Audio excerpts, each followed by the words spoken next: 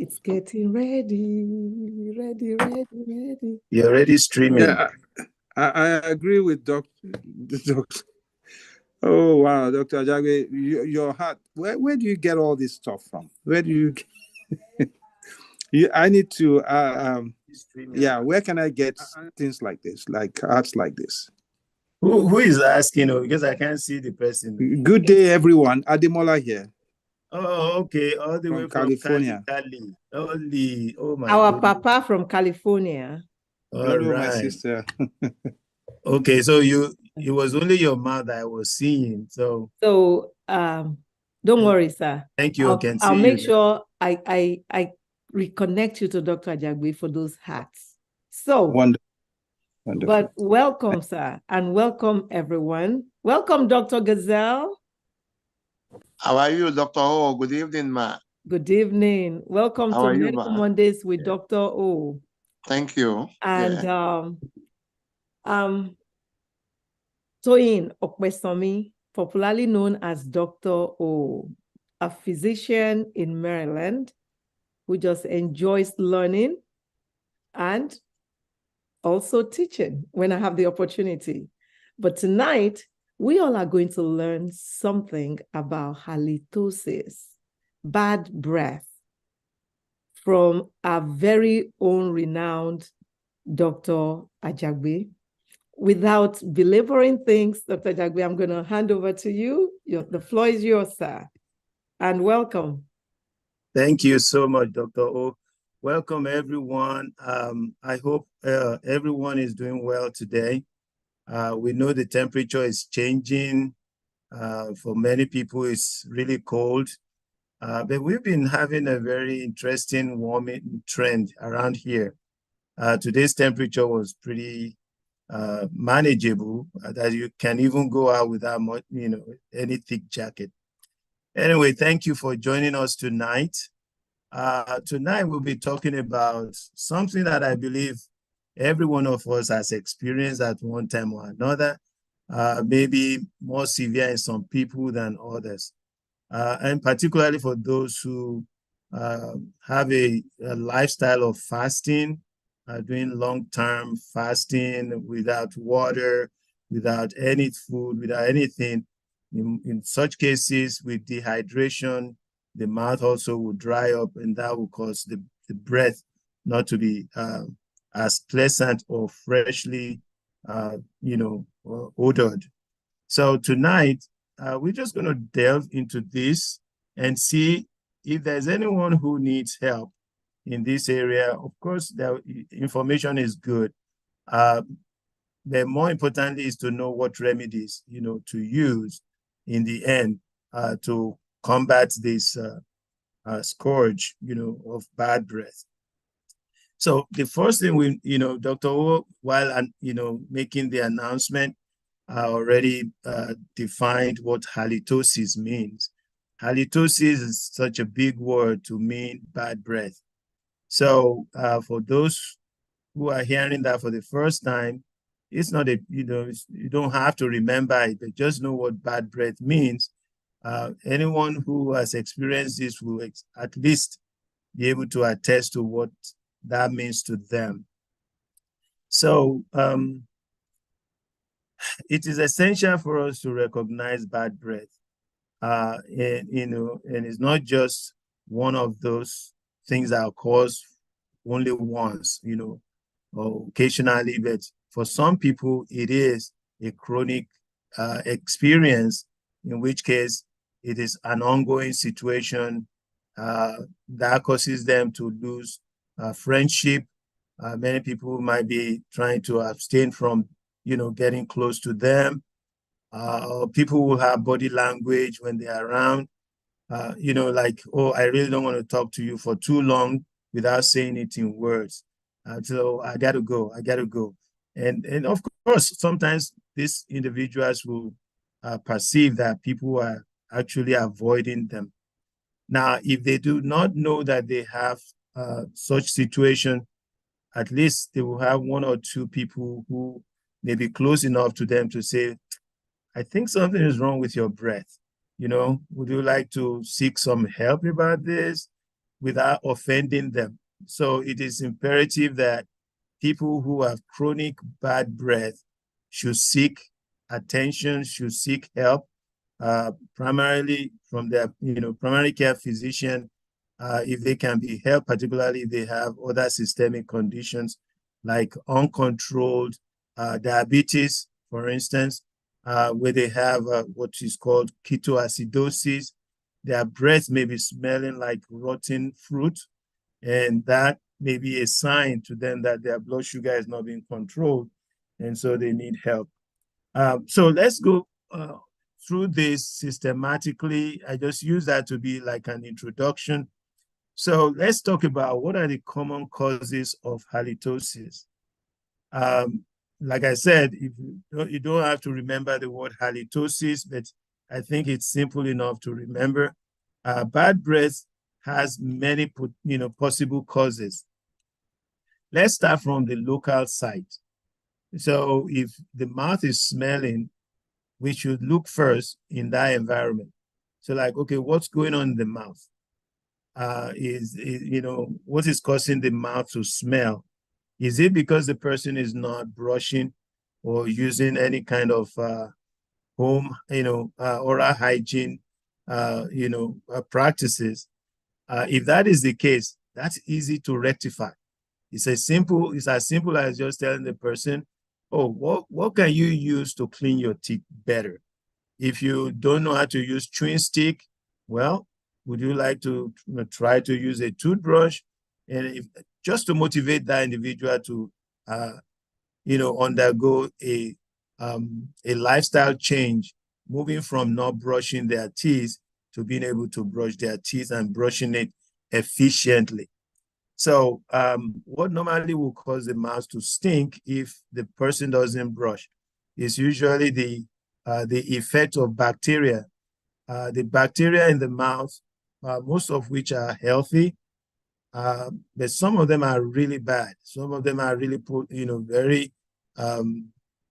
very dangerous. We talked about that sometime in the past, and that particular organism is called Porphyrin monas gingivalis, which is very dangerous in terms of gum disease. We'll talk about that a little bit again tonight. But let's say the person doesn't have gum disease, doesn't have cavity, but it's just a matter of not cleaning the teeth or cleaning the mouth. We can encourage such individual to begin to clean their mouth, not only brushing their teeth, they're also brushing their tongues. Once they do that and they can rinse properly, well, the mouth odor that seems to be very repulsive can become less repulsive. And if they really want to improve it to the extreme, they can then use things like a baking soda and hydrogen peroxide to clean their mouth thoroughly in order for them to get rid of that bad breath. Now, for those who have dental issues will include things like mouth breathing, cavities, gum disease, any kind of infection, because sometimes you can have ulcers in the mouth that's also getting infected. Any of these conditions can also cause the mouth to smell very badly. Say, for instance, the individual has a cavity. The cavity, let me kind of just reiterate it for some people who may not have had it before. If you have a cavity in your mouth, you have a tooth that has a hole. If you have a toothpick, just to give you an idea, if you have a toothpick, just go inside that tooth. Don't hurt yourself. Just swirl it a little bit and bring the toothpick to your nose. If you smell it, it will smell just like sewer. Now, I'm not exaggerating. It will smell like you are in a toilet, like open pit latrine.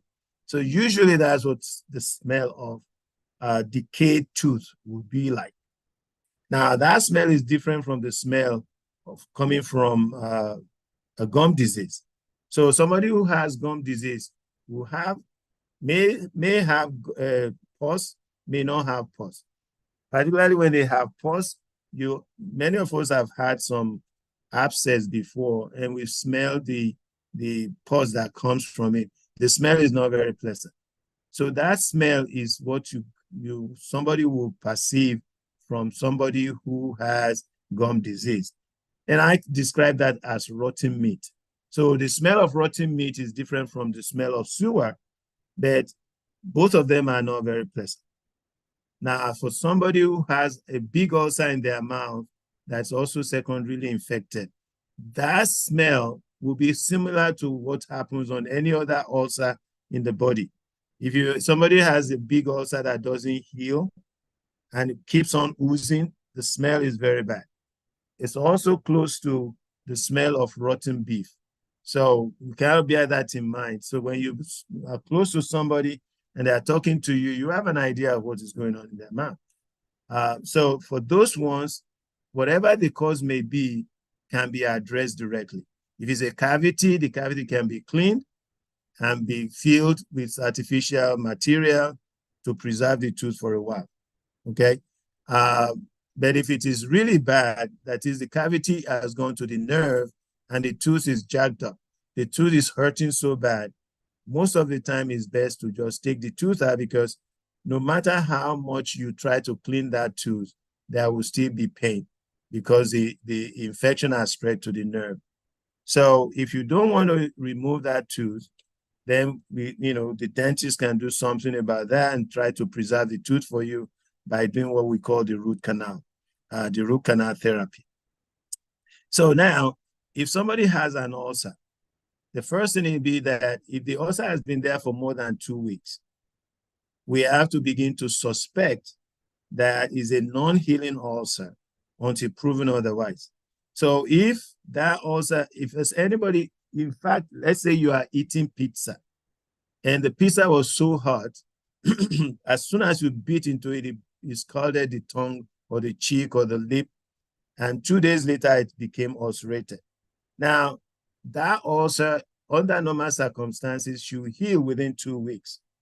If that ulcer refuses to heal within 2 weeks, then somebody needs to help you check it out. Now, we have other forms of ulcers. So for those people who have syphilis, secondary syphilis can occur in the mouth, like snail tract ulcer. Primary syphilis also can occur in the mouth. And for those people who have secondary syphilis that occurs in the angle of the mouth, that is the corner of the mouth, that we call split papule, they can also get some kind of unique odor coming from their mouth. So anything that's related to the mouth in terms of disease entity can be addressed directly. So let's take another cause, a potential cause for bad breath. That is for those people who have tongue coating. So for those who have coated tongues, if you look in the mirror, you can quickly see whether your tongue is coated or not.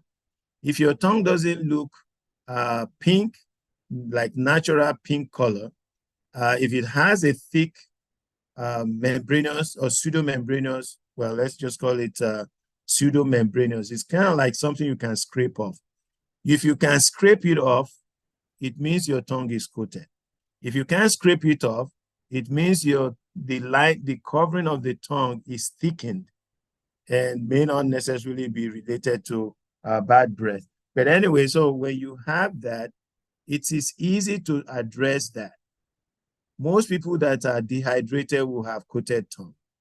Most people that have fever, like malaria fever or any other kind of enanthema, will have some kind of coating of their tongue. So if you have coating of the tongue, it is easy to take care of. All you need to do is just, when you brush your teeth, just try and brush your tongue as well. For some people who are easy gaggers, that is, they retch very easily, anything touch the back of their throat, they be like they want to throw up. Well, you can do it gently or slowly, or you can get what is called a scraper. The edge of anything that is sharp can scrape your tongue very easily. Don't use a sharp knife, because you can actually cut your tongue.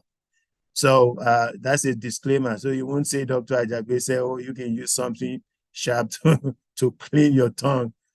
You find anything blunt, that will not cut your tongue to scrape your tongue if you do have coated tongue. All right, another potential cause for bad breath is dry mouth. I kind of alluded to that earlier, when I was introducing the topic, particularly for those who are mouth breathers and for those who are constantly, fasting, either habitually or spiritually or whatever reason why the mouth remains dry. Anytime the mouth is dry, there might be some people that have what we call organic disorders, that is the sicker, conditions, in which case the mouth dries up. That kind of situation will, can be treated, medically. But if the problem for, the cause for dry mouth was insufficient ingestion or drinking of fluids, particularly water, that can be mitigated by just increasing the, consumption or drinking of water by that individual. So if the hydration is stemmed, the mouth should return to its normal environment, in which case the tongue will not be cleaving to the roof of the mouth, and the individual can speak properly without having difficulty in pronouncing words because the mouth is too dry. Once the dryness is removed, the oral odor should revert, should become normal. All right, so the next thing is the systemic factors. Now, I've already mentioned some, at least one of the systemic conditions that may predispose somebody to having bad breath, and that is, uncontrolled diabetes. Uncontrolled diabetes will lead to what we call, ketoacidosis, and that is a very severe, form of uncontrolled diabetes. And so that breath, a clinician who is very familiar with that will diagnose an individual very quickly, and they can mitigate that by giving the right medication. Systemic conditions, like a respiratory infection, for instance, somebody who has a COPD, or somebody who has tonsillitis, somebody who has a tonsillar, stone, which is dried up mucus, dried up pus that usually is clogging some of the tonsils, may have such bad breath because of the way the airway is become swollen from the infection of the tonsils as well as adenoids. And that in itself, as the air passes across those, passes by those swollen tissue, they will dry up. And that creates, the bad breath that comes from such conditions. So some other people will have, gastrointestinal disorders, that is, where they have problems with regurgitation, or they have a lot of problem with swallowing. This can affect the odor of the mouth. Another thing, systemic condition that may cause problem with breath is medication. Some people, some of the medications they are on can actually cause their mouths to dry. And they release certain metabolites as well into the mouth and smells. But all of these things can easily be addressed once the causes are identified. So I've already mentioned in passing the role of microbes. If we're thinking about everything going on in the mouth, particularly when it's related to food, it is important to know that bacteria reacting with leftover food in the mouth will always release some gaseous elements that are not very pleasant. And one of the foul-smelling gases that is being released by the bacteria when they when they actually digest the food remnants in the mouth is hydrogen sulfide. I'm sure almost all of us know what hydrogen sulfide smells like. If you did chemistry in high school, you must have done an experiment that actually gave off some gases, a particular gas that smelled like rotten egg.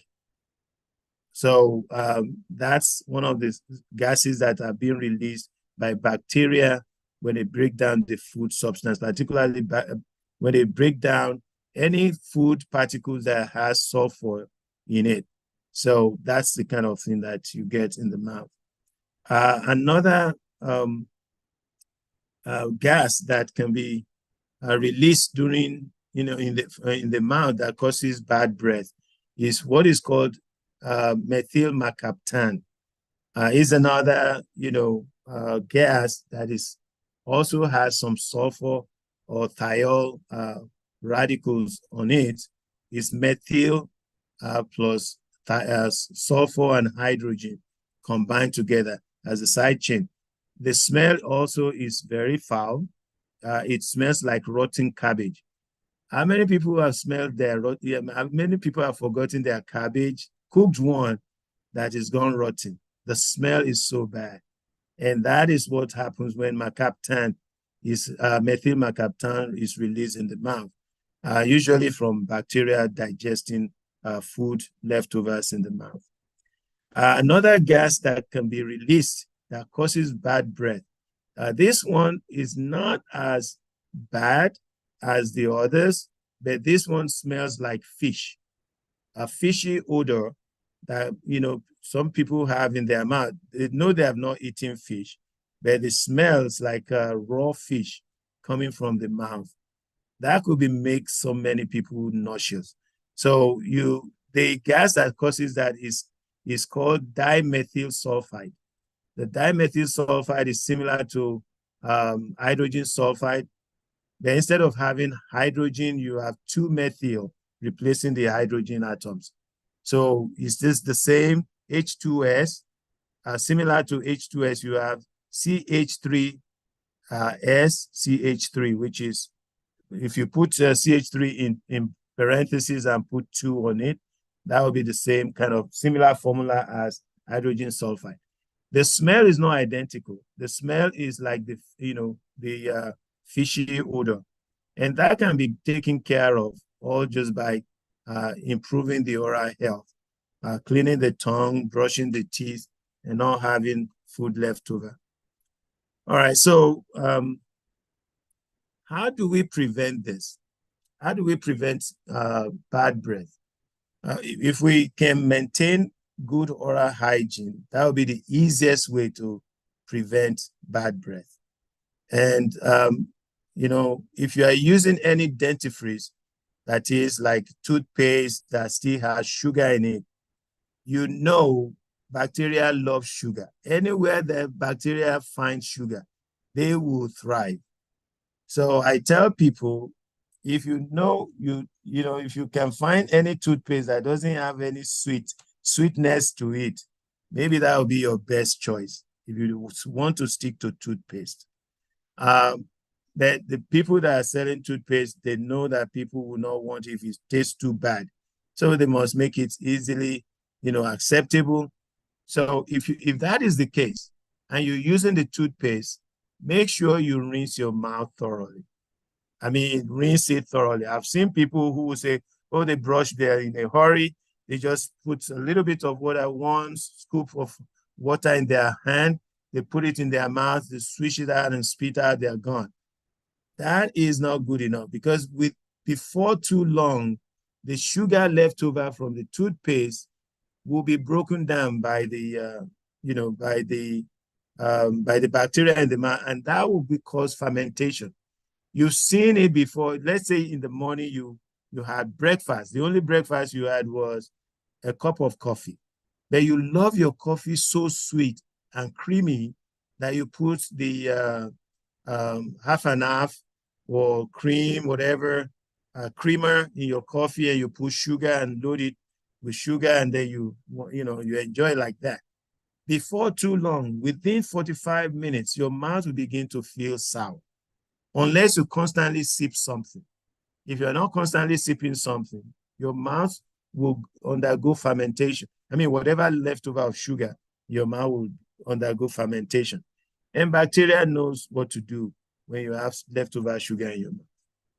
So, so if you can, maintain a good oral hygiene and, have a more healthy, what I would call healthy lifestyle choices in terms of oral hygiene, you will avoid bad breath. So tongue cleansing, teeth cleansing, they are imperative to maintain, to have a preventive approach, which we'll call prophylactic. Now, other thing that you can do to prevent it is to actually visit, go for dental visit. At least if you don't like the dentist, you don't like going to the dentist, you should at least go twice a year. If it's just to get a good, clean bill of health from the dentist saying, oh, your mouth is so squeaky clean, you have taken good care of your teeth, but we're going to polish your teeth for you today. Keep up the good work. That's excellent. Even if that's all you get, that's incredible. I mean, that's very good. Do not wait until you have pain. Because if you wait until something is jacked up, you have toothache, you have ulcer in the mouth, and all of these things are going on, and you are not feeling good. When you go to the dentist, you become very apprehensive. In most cases, you don't even have enough patience to get or to understand what you need to do in order to maintain your oral hygiene, because you are focused on your phobia and pain and all of that stuff. So visiting the dentist at least twice a year is excellent. Will give you a way to prevent any bad situation going on. Another thing we already talked about it in passing is to stay hydrated. Don't be dehydrated. No matter what you do, always have something that you can sip. Just like that. When you sip constantly, you are cleansing your mouth. Even if you had sugar in the past and then the sugar has fermented and the bacteria is having its field day, don't worry. When you sip water or tea or anything like that, you wash it down into your stomach. But anytime you swallow it, it's gone to the stomach, and the stomach knows what to do about that because of the secretion of hydrochloric acid. So you don't have to worry about swallowing those things into your stomach. So stay hydrated. For those who love to eat garlic, some people like the smell of garlic in their breath. Some people don't. So if you eat garlic regularly, you eat the cloves of garlic by yourself, you think it's a very good health practices, a very good health practice. It's okay, but you should bear it in mind that as you're talking to other people, they may be repelled by that smell. So if you see somebody just covering their nose while you are talking and they are doing all kinds of gymnastics to prevent themselves from the assault of bad breath, so you should understand. So the other thing is, for those who smoke, smoking, we all know is good for it's not good for your health. It's very bad. But some people, knowing what is written on the package, they ignore it. They still want to smoke. Smoking will definitely not give you good breath. So for those who smoke, their mouths will often be dry. Many of them will have coated tongue, and all of this combined together will give bad breath coming from the mouth of somebody who is a smoker. So for those who have systemic conditions like diabetes, hypertension, kidney problems, GIT problems, even genital urinary infection, they need to seek help. They need to go, and talk to their primary care physician. And if, they require being referred for specialist attention. All of that will be organized by the primary care physician. So in conclusion, I think, I hope I've, touched a lot of the areas that might need, to be touched. But in conclusion, let's just look at bad breath again. The official name that medically is halitosis, but you don't have to remember halitosis. You just have to remember bad breath is something that is very repulsive. It's not something anybody wants to brag about. So by practicing good oral hygiene, addressing any dental issues and staying hydrated and watching your diet as well as seeking medical attention will, by doing all of this, we can significantly improve our breath, freshness, and overall oral health. So if you have any questions, I'll be glad to address them. Thank you for your attention, and I hope I've been able to share something that, somebody can use tomorrow. Thank you. So much. Thank you. Thank you, sir, for that robust presentation. Dr. Okpokwola, welcome and good evening. You have your hand raised. Yeah, thank you very much, ma. I just raised it and you just caught it when it was just going off. Thank you, sir, Dr. Ajagbe, our leader and a great expert, not just in your field, in every field. And of course, you are so concerned about us. When you chose that topic, I wasn't too sure you are not referring to me. Because the last time I sat in front of you, you did gymnastics too. Thank God. So, so you talk about how we can generate bad breath from the mouth.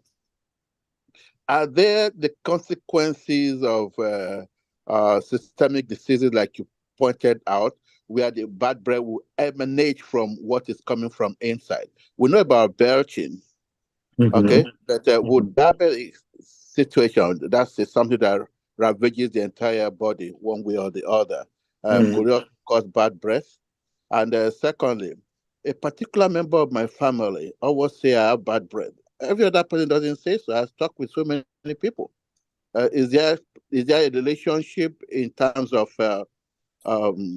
disposition that some people are likely to smell your breath worse than the other?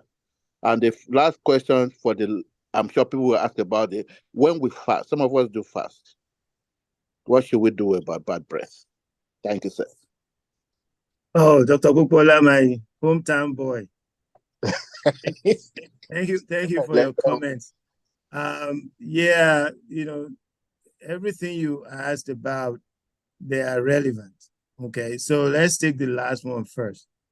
If you know you are fasting, the only way, if you don't want to drink anything, say for instance, they say, oh, the fast is dry fast, which means you don't put anything in your mouth. Well, the fast should not preclude you from brushing your tongue. Okay, if you know you're not going to be drinking fluids, like we talked about hydration, right? It is best for you to just continually rinse your mouth. Okay, now, I don't know, at least some religious practices will say, if you put water in your mouth when you are fasting, it means you already broke the fast. Well, if it is that strict, if you're that strict about that religious practice, then you may have to just live with the consequence of bad breath. You understand what I'm saying? Because there is no other shortcut to it. You have to get rid of what is causing the bad breath. All right? You following?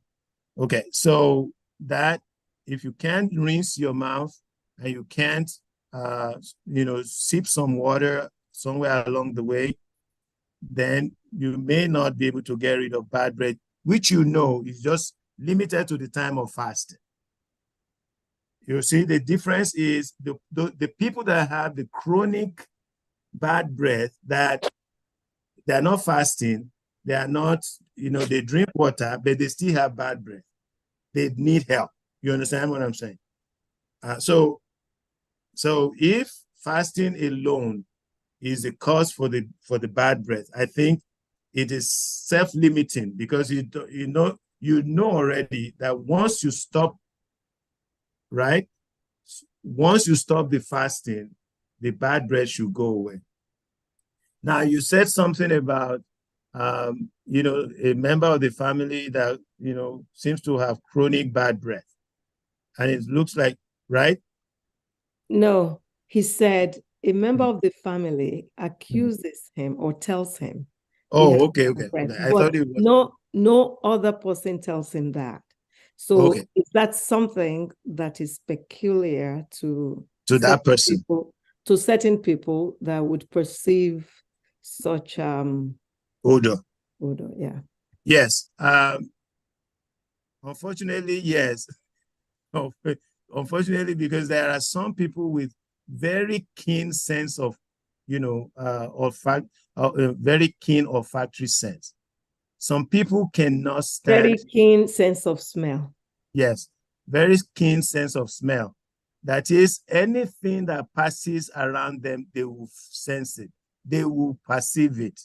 There is no way you can conceive it. Look, you might be sitting in the back of the room, right? And you cut the cheese in the back. Somebody is sitting up in the front. You will turn back and say, something smells crazy. Other people may not even show any sign, but some people will pick it up just like that, because their olfactory, sensory innervations are very acute. They are able to pick any chemicals changes in the air. Okay, so some people will perceive that. Now, if it is in terms of proximity, for instance, if it's a spouse that constantly tells a spouse that your breath stinks, why don't you brush your mouth? Well, it only shows that it's based on proximity. It's not necessarily that your breath is that bad, but it's when you come too close to some people, your breath would not be fresh to them unless you just brushed.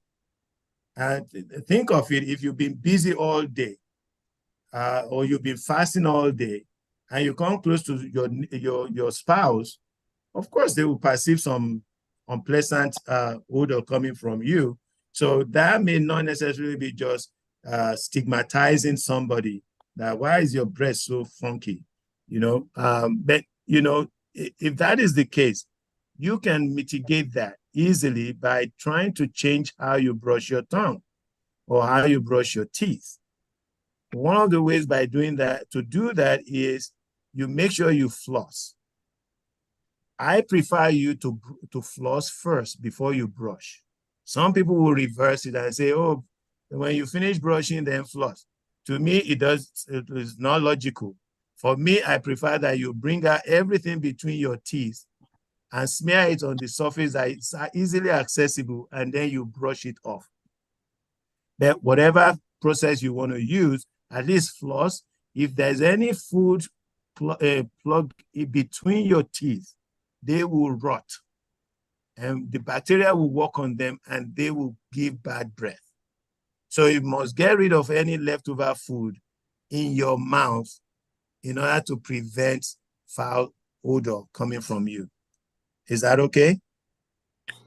Yeah, it's okay. You're going very well with the answer. I was thinking that there's possibly something like enzymatic or genetic disposition that some kind of X, some kind of Y of alleles of some of these genes. Okay. You remember that we learned that the animals can smell their other animals miles away. Yes, because of the disposition. Do we have that kind of trait among human beings too? Yes, that's why I said there are some people with very keen sense of smell. When they have very keen sense of smell, it doesn't matter, where the odor is coming from, they will perceive it. All right. So there might be a combination. Let's say the person that constantly tells you that you have bad breath has that kind of keenness. Yes, of course, they will pick it up. Nobody else has the same keenness of sense of smell, then they don't have to tell you the same thing. Or some people will respect you more, not telling you that. They may perceive it, but not thinking it's within their purview to tell you that your breath stinks. You understand? You're welcome, sir. I mean, do you understand what I'm saying? I understand right? what you mean, but I'm still probing myself because I don't want to end up. Because many people on this forum, I talk to them. I don't want them to start perceiving smell from someone. So from me, so there's an adaptation, that expectation that they get adapted. That whenever it comes, there should be an odor, and they start feeling the odor. So, Dr. Popola, thank you for making yourself vulnerable. You made yourself vulnerable by referring to yourself. Well, it is a good thing, but at the same time, there are two sides to the coin. That's a potential fallout from sharing something about yourself. Now, it doesn't matter. What matters the most is you knowing that you're doing the best to make your breath to be up to par. So if you do everything right, you brush your tongue, you brush your teeth, you have no leftover food in your mouth, you drink it, you are hydrated, you don't have any respiratory problem, you don't have any GI problem, you don't have tonsillitis, you don't have adenitis, you don't have anything that will cause odor to come through when you are breathing. If you are breathing through your nose, most of the time, nobody will perceive any odor. It's when you breathe through your mouth that people know something bad is smelling. You understand what I'm saying? If you have the normal, quiet and invisible breathing, mode, nobody will smell anything from you unless you have a respiratory problem. All right? You're welcome, sir. I'm satisfied, sir. Okay. How about the first one? I'm not disturbed. I'm not. The first one is about, you mentioned already, systemic diseases that were one of the manifestations will be foul breath. Oh, absolutely. Yeah. Yes. Thank you very much. Thank you for your question, sir. You're welcome. Dr. Ilupeju, good evening, sir, and welcome, sir. Yeah, good evening. Thank you so much for being here, sir. Yeah, thank you. Yeah, I mean, the topic is really, far-reaching, and the speaker has done a fantastic job, talking about a topic that most people don't want to talk about, So, Dr. Ajagbe, thank you for that. You're welcome, sir. Now, well, everybody's aware that, people get self-conscious. When you're trying to talk to somebody, you don't know whether you have bad breath or you don't. You see some people that will be talking to people's faces. You wonder whether the other person is tolerating them or whether they just don't have bad breath at all. Mm-hmm. So one of my questions would be, are there people who are born naturally that no matter what they do, they don't have bad breath? And I'm sure there are people like that actually. So and now all over the store, everywhere you go, you have all these things that is being sold to mask bad breath. Chewing gum, sweets, everywhere. And people buy them thinking that maybe they work, maybe they don't work. So I want you to comment on that as well. And lastly, when you eat at night before you go to bed, it's always advisable that you must always brush your teeth, because sometimes when I eat, I fall asleep and I feel like, is that okay for me not to brush my mouth before I totally sleep all night? And then that the bacteria is doing their work in your mouth, all night long. Absolutely. And, so those are some of my comments and maybe questions as well, but you've done a fantastic job of elucidating, the courses and the treatments, see your dentist, do this and all that.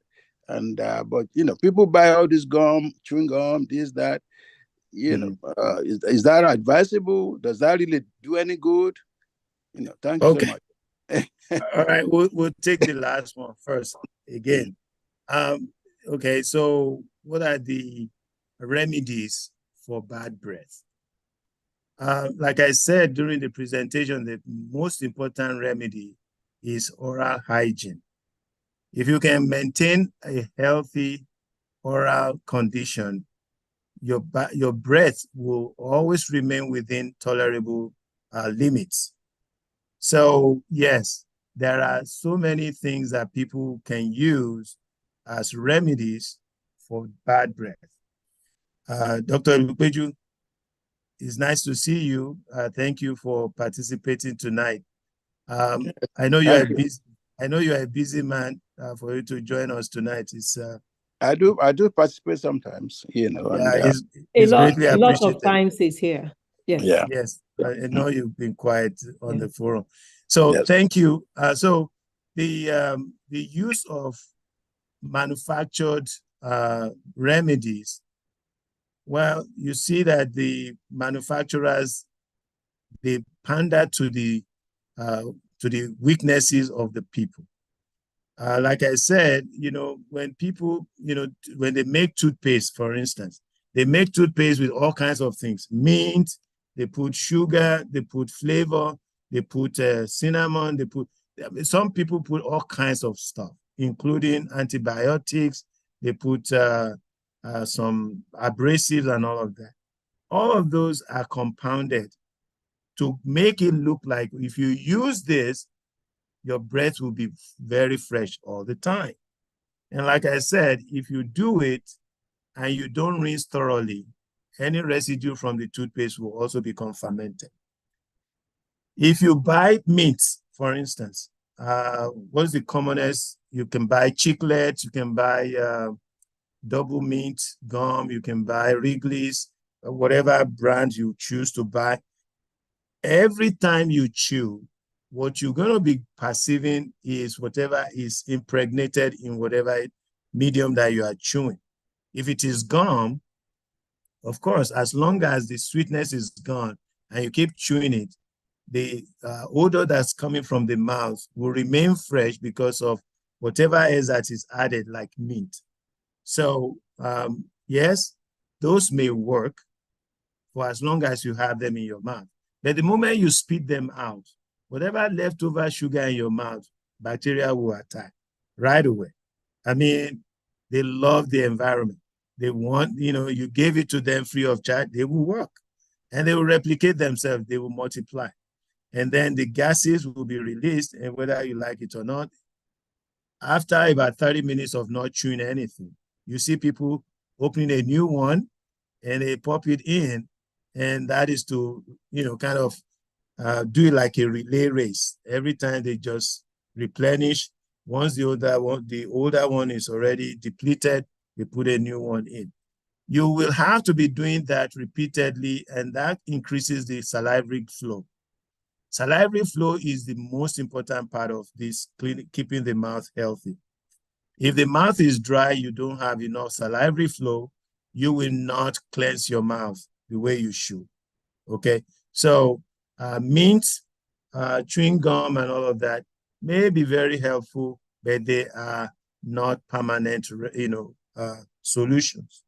They are like what they call, they are temporary, and it's only for a limited period of time, and then you have to do it over and over and over again.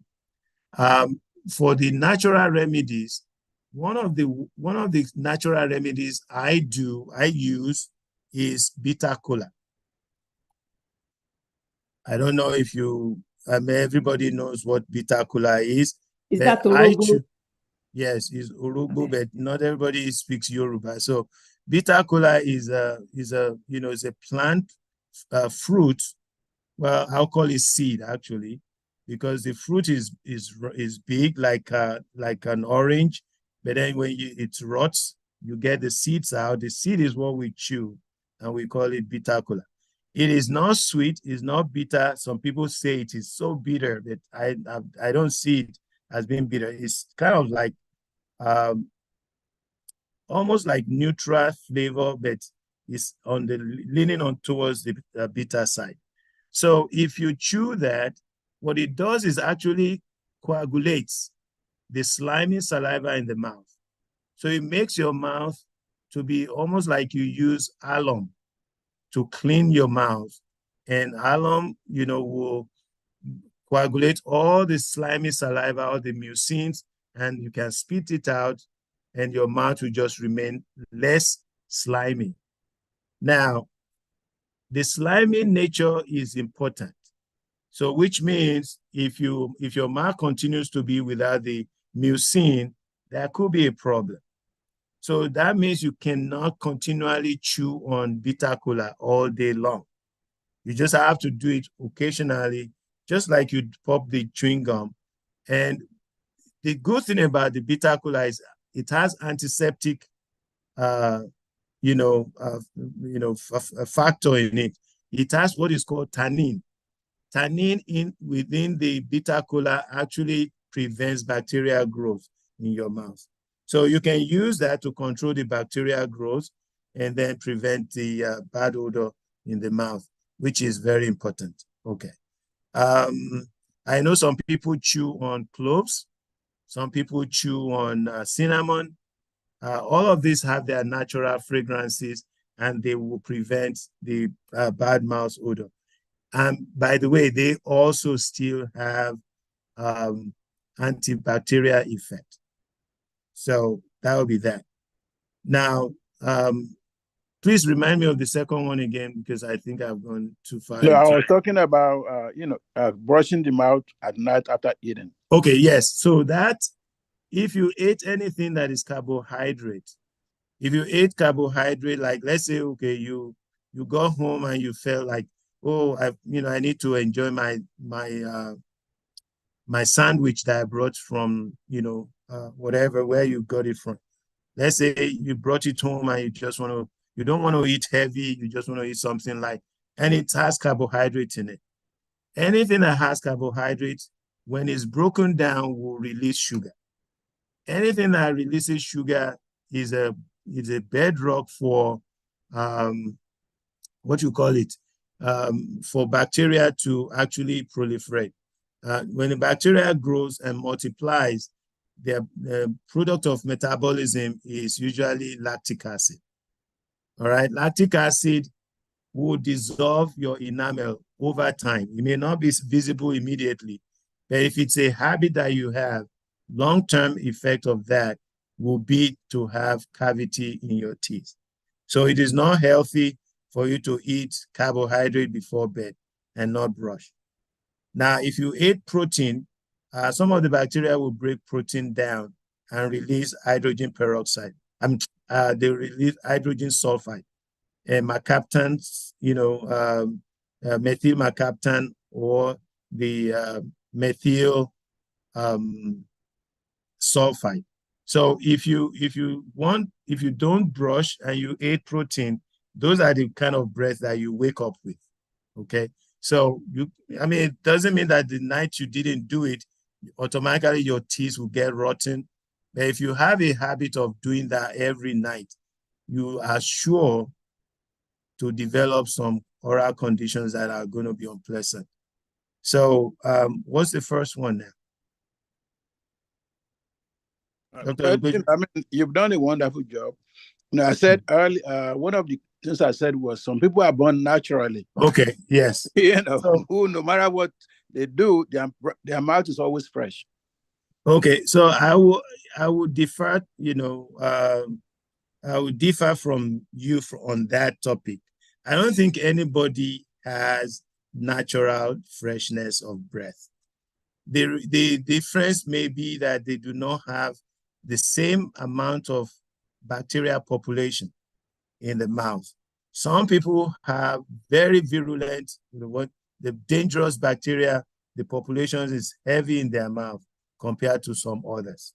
Yes, if you've been maintaining a good oral hygiene from childhood, the chances are that your mouth will remain, much cleaner and much freer from diseases and problems. But somebody who has not been brushing when they were in their childhood, do you know what is going to happen? They will have what we call the rampant caries. Rampant caries is when a little child has more than 2 decayed teeth in their mouth at the same time. So I've seen some children that do have like about 10 teeth rotten, and they are rotting all the way to the nerves. Imagine the pain that child is going through. That child will not grow up to have very healthy mouth unless there is a change in the upbringing, and everything is rehabilitated for that child. So for a child that has been raised to know how to brush from the age of 2, and the child wants to brush by him or herself, and they grow up like that, they enjoy brushing, their teeth are always clean, their mouths are always clean, the parents are supervising. Of course, their mouth will not be as bad as other children around them whose parents don't care, may not be able to take care of their children the best way they know how. So I hope that answers the question, but I don't think there's a heredity that predisposes some people to fresher breath than others. All right, thank you so much. You're welcome, sir. Thank you so much, sir. Sir, the first question, that question about if people are born without halitosis, without bad breath, I agree with Dr. Ajagbe 100%. I think the opposite is correct, that everybody has bad breath unless we do the needful to combat it. Personal experience, since the year that I started flossing and brushing my teeth, I never had, bleeding gum or morning breath again. I actually had, some people have commented that, we're together, we wake up in the morning and they say, oh my gosh, you don't have morning breath. And I laugh because I brush my teeth at night. So it does work when one does it. I think it's when we actually do the needful that we can abolish that. Yeah, let me quickly add something to that. Do you know that we actually advocate for babies, neonates, to be to clean their tongues? Neonates, babies, neonates, what age? babies that are just born, days old. Really? We advocate that their tongue be cleansed, because if you don't clean it, remember let's say they are nursing on their mother's breast. How could the mother clean every bacteria off of their breast before feeding the baby? It's not possible. They will clean some, but the bacteria will be introduced into the mouth of the baby, and then the bacteria will do what needs to be done. Any sugar that is left behind from the mother's milk, lactose, will be broken down, will still be utilized by bacteria. So some babies actually, if they don't take care of their mouths for them as early as possible, they have really bad breath. I'm talking about really offensive odor coming from their mouth. And some of them, if they aspirate, it may just affect their lungs. And, you've seen some babies, they're new babies, they're already having respiratory problems because they choke on their food. Yeah. And most of the time is because whatever goes into their lungs is contaminated with bacteria. Interesting. Now they have devices that you can use to actually clean the tongue of babies. You wear it in your finger like a finger cut, and you go into baby's mouth and you just clean their tongue. You don't need to clean the gums. You don't need to clean. You may clean the gum if you want, if you use gauze, but do not. If you know anybody who has a neonate, they should clean their tongue. So there's a question that relates to that. Dr. Alu asked, what could be the cause of bad breath in children? So yes, I know it's the same thing. We've talked yes. about it. It's still bad oral hygiene, broken down teeth, gum disease, all of those put together. And if they have tonsillitis, if they have adenitis, if they have combination of both will give bad breath together. If they have a habitual mouth breathing because their nose are always blocked, then definitely they will have bad breath. Okay? And any child that is a mouth breather will have bad breath and will not be as hydrated as possible. And many of them will also have problem with their respiratory tract. Many of them will eventually have asthma and severe asthma at that. Not necessarily related to, allergy or anything like that, but they will because of the nature of how the air is being processed going into their lungs. Wow. So thank you so much for that.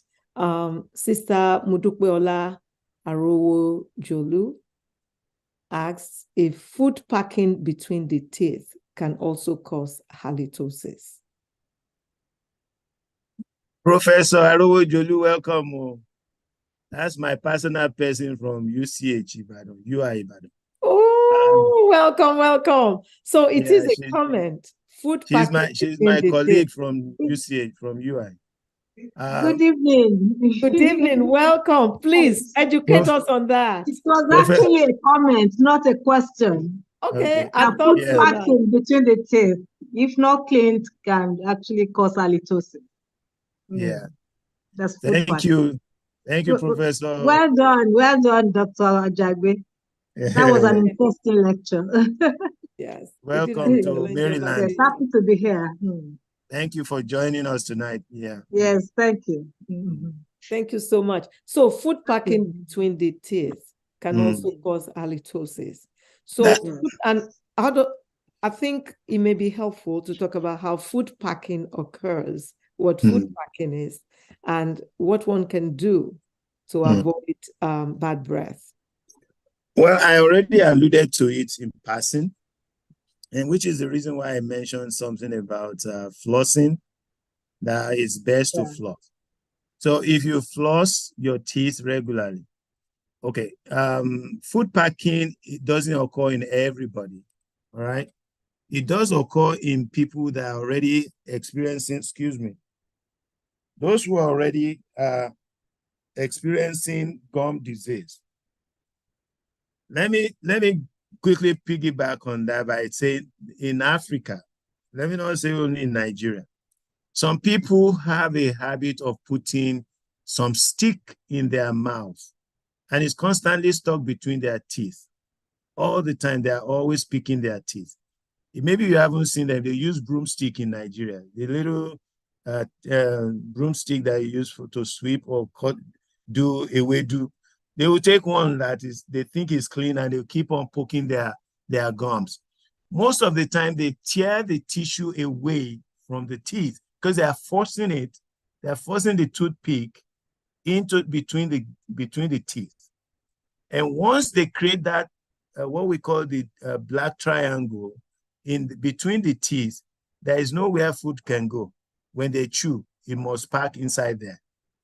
If you have spacing between your teeth and the teeth are not contacting each other properly, the food will pack in between. You know that if your tooth is, let's say you have a missing tooth for a long time, and it looks like the tooth in the back and the one in the front, they are leaning towards each other. They are not touching, but they are close enough that you cannot put another tooth in between them. Guess where food will be packing? Right there. If you chew anything that is fibrous, it will cut and stay there until you find something to take it out. So now, food impaction or food packing between teeth can easily be gotten rid of by flossing. When you floss them out before you brush, you know they're going to be washed away. All right. So I think it's imperative that if you don't know how to do it, start by buying this plastic bowl with a little bit of floss attached to it. It looks like a bowl with a picking, end. You can use to pick at the same time you can floss with it.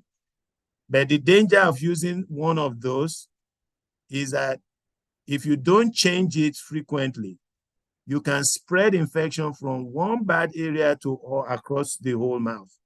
Say, for instance, let's say you have a problem on the lower left side, lower right side. Every time you finish eating, the first place you go is to go to that place. And you know it's hurting.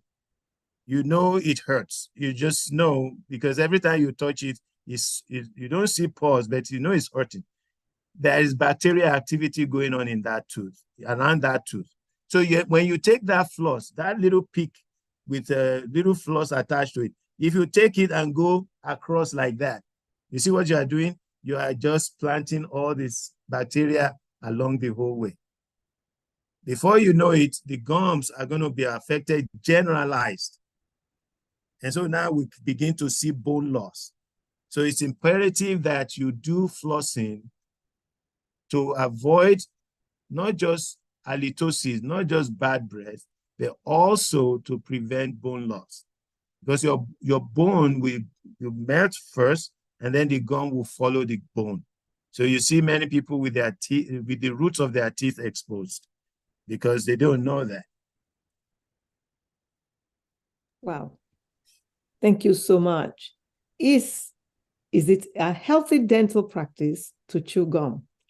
You've talked a lot about that, but I can understand why Dr. Alu asked that, because in the beginning you said, some people would chew gum in order to avoid bad breath, but you talk about the fact that there's sugar in it, and we all know the sugar is not good for you.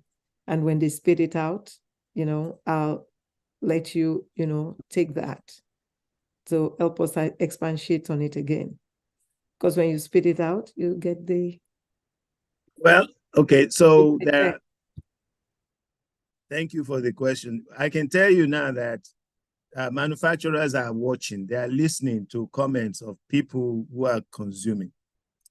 And one of the things that they do is to actually use some kind of sugar-like alcohols, like sorbitol, like mannitol. They add it to chewing gums now because they believe that mannitol and sorbitol are not supportive of bacterial activities. So they still give it sweet flavor, but they said it's an alcohol and it doesn't have the same effect. That bacteria doesn't break them down, or don't break them down as they will break down glucose or fructose or lactose. So I wouldn't tell anybody not to chew gum if they know their breath is always smelling. If they've done everything else, they brush their tongue, they brush their teeth, they use the dental floss.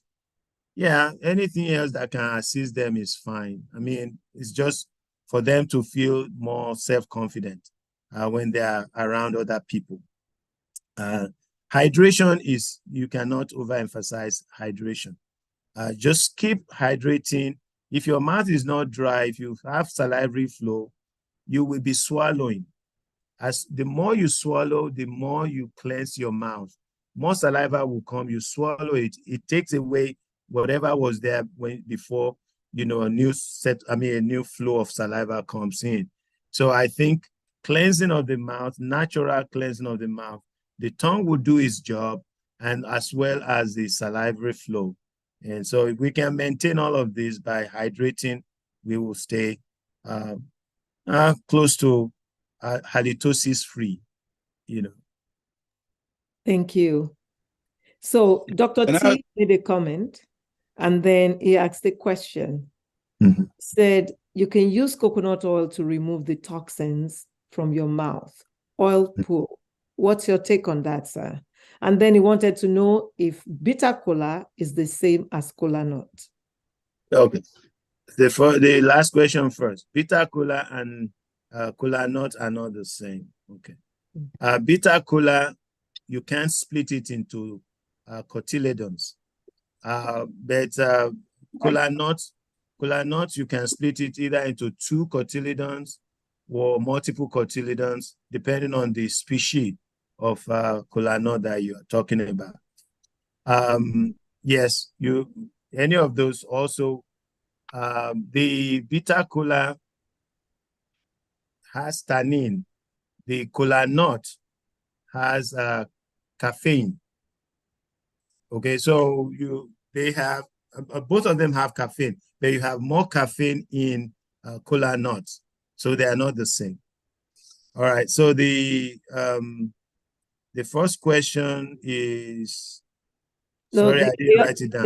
The first, it was a comment. Comment, okay. Right. You can use coconut oil to remove the toxins from your mouth. Oil. Okay. Yeah. Yes. Oil pool. There isn't much scientific support to that. However, it's theoretically speaking, yes. Anywhere you have oil and bacteria, and if it is a clean oil, you're not likely going to have bacteria proliferation in an oily medium. I'm talking about biological, plant-based oil. Now you can have bacteria growth in animal fat, but usually in oil that is refined from, plants that is plant-based, usually you do not have bacterial growth. So you may have, coconut oil for a long time, and, you would not have it contaminated as long as you have it covered. You can do, people, there's always this trend in the media. Some people begin to say, oh, my grandmother used to do this. Every time they have toothache, they put coconut, oil in their mouth, they swish it around, let it stay in their mouth for a period of time, and they, keep switching it around, and they can swear by it that, oh, they have gum disease, the gum disease just disappeared, and they have no problem with their mouth. Well, I wish them luck. I mean, all the best. But if you don't remove, let's say, all you're doing is just using oil pool, you're not even brushing, you're not doing anything else, you will not see the same, positive effect that you're asking for, because there's a place that the oil cannot get to. All right. When anything that is below the gum line that is tight, the oil will not get there. The oil will get to only the places that are accessible to the oil. So now if you have bacteria deep into what we call pockets, the oil doesn't get there, or oil gets there, it can't come out. Unless somebody goes in there to clean it out, it doesn't just flow out. So you may not get the desired effect that one is looking for just by doing oil pulling. So oil pulling with brushing, I will say, is anecdotal. I don't know that there is a scientific, body of studies or data to support that.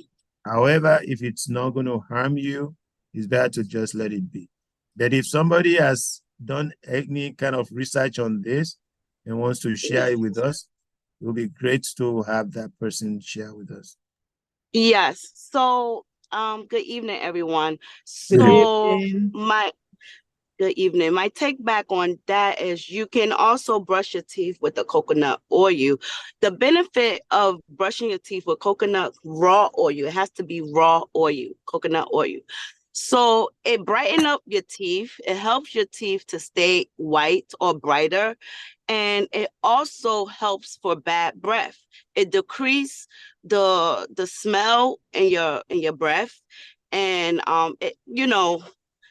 the main thing is brushing your gums. Some people will brush their teeth and do not brush the gums. So if your gums are bleeding all the time, that means it's dirty. That means you're not brushing successfully. You're not brushing it properly, and it's very important to brush wash the tongue of your mouth. A lot of, is this like, for example, some people would take a shower or take a bath and they don't wash their feet because they assume, oh, I'm in the shower already, you know, the dirt will just rinse off. No, you have to lift your feet up and brush and wash, you know, wash your feet, right? Between your toes. That's how you keep proper hygiene. Well, thank you very much. I must say first, sorry, sir, that Dr. T, you have beautiful white teeth. Oh, thank you. Thank you. Dr. Ajagbe, over to you, sir. Yeah, thank you for sharing with us. It's at best, we can still call it anecdote, because anything that we cannot really replicate, what you call whitening the teeth, technically speaking, there is no way coconut oil can whiten teeth, none. Because what whitens teeth are peroxides, and coconut oil is not a peroxide. And so we can't really back that up scientifically that coconut oil will make your teeth white. However, what you've shared makes sense. And, you know, there is nothing wrong. You can make a slurry, for instance. You can use coconut oil and mix it with baking soda. I've done that before. You can do it. You can mix coconut oil with baking soda and powdered cloves or powdered cinnamon. You can mix them together and you can use it to brush your teeth. Cinnamon will give you good breath anytime, any day. Anywhere you use cinnamon, your breath will stay fresh. Absolutely. Okay? You can do anything that will make your breath stay, you know, very, you know, pleasant. But I don't want anybody living here thinking that all I need to do is just go do oil pulling. It's not only coconut oil that people have used for oil pulling. They've used all kinds of oils. So everybody now has means of saying, I can, you know, share my own anecdote, but nobody's asking for scientific report on those kind of anecdotes. But if you say it works for you and I try it and I say it works for me, that's word of mouth. So we can still do those things as long as they are not endangering us. I hope I'm clear on this. I don't see anything wrong in using coconut oil to clean your mouth, but you must do it with other mechanical agitations. So whether you are going to use a chewing stick with it, or you're going to use toothbrush with it, like she said, if you don't brush your gums and you have food leftovers all along your gums, actually, I don't even know how you can brush your teeth and not touch your gums. If you do it, if somebody can do that, yes, they will continue to have bad breath. But if you can brush and make sure you actually pay attention to your gums, Professor Arojolu mentioned in the food between the teeth. If you can remove everything between your teeth and you clean your teeth thoroughly, your gums are clean, you will not have as much, as bad a breath as, you know, we're talking about. So thank you for sharing that with us, Dr. T. You're welcome. Yeah, thank you so much. Because that's what does the T stand for? Is that a full name? Yeah, Tayo. Okay, Dr. Tayo. Yes, Tayo. Thank you for sharing with us. Thank you. You're greatly welcome. Thank you. That's something new that I'm sure most people don't even know about. But Dr. Ajagbe, you said it all in a roundabout way. We need research to say just coconut oil will be enough. But it's great to know that there are others that have combined other things. I'm surprised that you have not mentioned baking soda and peroxide. I think you're waiting for the end. Yeah, you just mentioned it now, you know, but you did mention it. I mentioned it earlier. Oh, wow. Yeah, I did mention that, you know, if you really want to make sure your mouth stays clean and odorless for a long period of time, you use baking soda and hydrogen peroxide. after you've done everything else and nothing else seems to have worked, those two together would definitely work. I can tell you that. Mm-hmm. So, Dr. Favor said clove is effective in combating unpleasant breath too. What's your take on that? You did mention clove. Yes, but you didn't mention it singly. I agree with you. I've used cloves by itself. I've used cloves with baking soda. I've used clove with baking soda and coconut oil. So these are things I was experimenting by myself, just to be sure that these things are doing exactly what I will say to people that it does, because I know what to look for. All right. But I have not done any longitudinal studies on IRB qualified study to be able to say this is a consensus of research data that everybody must follow. So I can only say to you that it does work. Any oil whatsoever that you want to use is useful. You can get peppermint oil. You can get spearmint oil. You can get any oil you want. All you need to do is make sure you're not just applying the oil just by using your finger and dabbing it and say it's going to keep your mouth clean. No, you still have to do mechanical agitation, which means you must remove whatever plaque is accumulated on your teeth, whatever plaque is accumulated on your gums, whatever plaque is accumulated on your tongue, for your mouth to remain clean. If you don't remove those things, they'll just be caking up on top of one another. Eventually, you develop what we call tartar. Tartar buildup will be there indefinitely, and it will destroy the bone. Once the bone is destroyed, the teeth will become loose, and you're going to lose the teeth. And that's my expression before. I've used it before. Ignore your teeth long enough, and they will go away. Thank you so much, Dr. Ajagbe. Dr. Olupeju, kindly unmute, sir. Oh, okay. Yes, sir. No, I'm on mute already. Yes, sir. No, Dr. Ajagbe, you've been saying from the beginning, if your mouth smell, how do somebody know that their mouth smells? Do they have to ask their spouse, their girlfriend? Because most people don't know. So that's my question in a way. How do you really know? Number two, what do you think about kissing? With all this topic, the topic of tonight, a lot of people kiss. So what do you think about that? Well, I don't come. All right, let's take the first one. So if you look at what you were asking,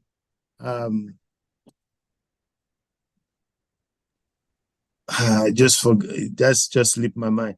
Okay, how do you know your mouth smells? Okay, yeah, that's what I was trying to say. So if you don't know your mouth smells, let's say you didn't brush the night before, and then you went to bed, you ate one of your late night meals, right? And you went straight to sleep, or you woke up in the morning. You can test your own breath by putting cupping your hand over your mouth and just breathing out and smelling it by yourself. Only you will know that. All right? Nobody else would know that. You follow? Now, if you want to know more that your mouth actually smells, at the end of the day, when you have not eaten all day, you have not talked to too many people all day, you have not hydrated all day, and you didn't brush your mouth before you left home in the morning. At the end of the day, if you can say your mouth does not smell, then I will agree with you that your mouth does not smell. But if you do all of those, which means you have not removed the real causes of smell from your mouth would definitely smell. It's an objective thing. It's not a subjective thing. if your mouth is clean, objectively, everybody should be able to say to you, you do not have any breath. Now, I didn't go into all diagnostic aspect of it. We have something that is called halimeter. Halimeter is a machine that you can connect to somebody's mouth, and objectively will be able to tell how much of these foul-smelling gases are present in that individual's mouth. So when you breathe into it, just like a breathalyzer that the police use for those drunk drivers, well, it's a similar thing. You have these volatile gases in the mouth that will, can be picked up using some sensors. So that is doable. That would be an objective way of proving to you that you do not have bad breath. If you use that and it says you have zero mercaptan, you have zero hydrogen sulfide, and you have zero methyl sulfide in your mouth, wow, that's amazing. That would be a situation where you can say of a fact that you have no bad mouth odor. But if you believe that you don't have bad mouth odor and other people are telling you you have bad mouth odor, well, it's subjective to them, right? Because maybe everybody that you talk to, only a few people, like the question Dr. Popola asked earlier, some people may not pick up your bad breath, but some will pick it up because you are right in their face. And they will tell you, oh, brother, die of breath thing, So I think you can, deal with that by just making sure that you brush your tongue, you brush your teeth, and maintain a good oral hygiene. So he asks, what about kissing? I would not legislate on that. All I know is that if it's going to be an unhealthy interaction, I think it's best not to do it. This is not about romance or about anything like that. It's just about health and lifestyle decisions that you must make. So kissing may be desirable for those who are romantically involved, but not necessarily healthy if oral hygiene is factored into it and people are not maintaining good oral hygiene. Now, for instance, Dr. Olupeju, imagine patients who are, individuals that are on methamphetamine, and their teeth are all rotten, their gums are all bombed out. And maybe many of them at the age of 25, 26, they have only 3 teeth left in their mouth because of the effect of the drugs that they have been on. And so, some people still kiss them. But if you're going to ask me from a professional standpoint, I would say that you can't touch that kind of a person. In terms of a romantic kissing, it won't make any sense. Because that would be like actually infecting yourself. You remember when I was talking about the mother and child connection of oral health about a few sessions back, I said it's a dangerous thing for a mother to pick up the pacifier that dropped to the ground, rub it on their dresses, and then put it in their own mouth, thinking they are cleaning it for their babies. And they have multiple decayed teeth in their own mouth. That baby has just been infected. And that is not very advisable. It's not wise, but people do it. They think that they are mindful of their babies. They don't want the babies to carry germs, but they are the ones destroying their babies' teeth. Because those babies, many of them will put like mineral water, like soda and Coke or whatever in the baby bottle, and they give it to the baby because it's sweet. The baby will stop crying. That's the way they think. And when they do that, they're actually creating an environment for bacteria to destroy the baby's teeth and the gums. So we need to bear that in mind. Kissing the baby I think Dr. O mentioned it last time when I was sharing that connection between oral health and between the mother and the babies. And she said she doesn't like people kissing babies right in the mouth. So, you know, that's one way to spread bad infections to innocent babies. Thank you, sir. So there's a question here. Some individuals complain of halitosis. How do you scientifically diagnose this condition? Well, I mean, I've preempted that question by talking about halimeter.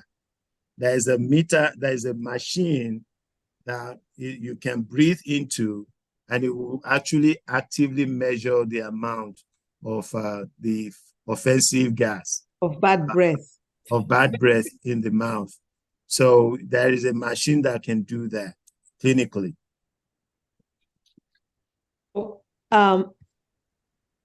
This one is very interesting. Says, I know growing up, I used to see mothers cleaning baby's mouth by dipping a towel or cotton into fresh crushed tomato and wipe the tongue. What do you say about that? Well, it's limited knowledge. They believe that the tomato contains vitamin C. Those who would do that have had some kind of information that tomato is very rich in vitamin C, and so they believe by using that they will clean their the baby's tongue much better than before than not doing it at all. I've told new mothers or grandparents who have their grandbabies to always make sure it's easy. They don't need to put anything. They don't need to put anything to clean a baby's tongue.